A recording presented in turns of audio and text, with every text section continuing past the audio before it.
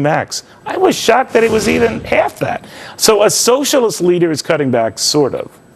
Lindsay Piegza says these cuts are really a joke. She joins me along with Jonathan Honig and Howard Rosencrans. What do you think of this? It really is a joke. This is the idea of the French government's idea of cutting back, capping public sector executive salaries at over $500,000.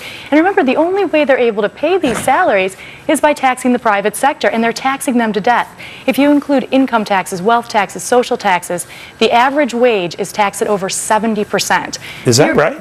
That's exactly right. So you're rapidly removing any incentive to work in the private sector. No, certainly not. It's not good news. Jonathan, what do you make of it? Well, Neil, I mean, France's big spending, government-dominated economy is literally crumbling. And, you know, I brought this as an illustration. I know this is like one serving size for you, but imagine this is France's economy. It's literally coming apart at the seams. And I think to Lindsay's point, it's not necessarily that the bonuses are going to be $500,000 or $100,000. It's the fact that government owns these businesses to begin with. Whether it's Honey, you're lucky. I love you so much and put up with this because you're brilliant and you're very funny. Otherwise, it's getting old. Howard, what do you make of what he just said? Which I don't have any idea what he just said.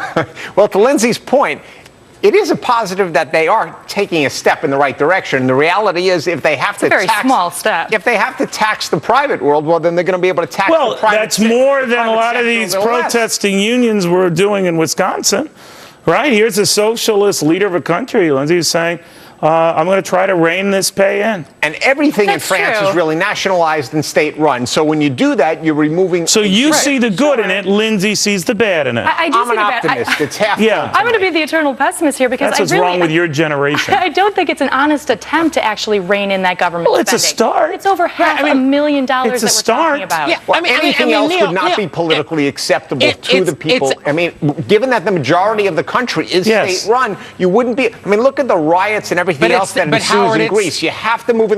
Jonathan, I am totally in your camp on this. I'd like to privatize the whole place. However, we got to start somewhere. We're going to save that for me. So, Jonathan, you don't think at least this is a start? Alrighty. Yeah, that's a lesson for you. It's a start, Neil. But I mean, what's $500,000 in bonuses when they subsidize the power company by $10 billion year after year after year? And it's the same thing here. At least to Mitt Romney's credit, you guys are inconsistent. And by the way, selling Jonathan, our position in General Motors. This is the thing about thin people. They don't know how to eat bread. All right. When we come back, we've got this. Dennis Glazowski was right. Jamie Dimon was wrong. And those politicians lecturing him were stupid. Why? Just because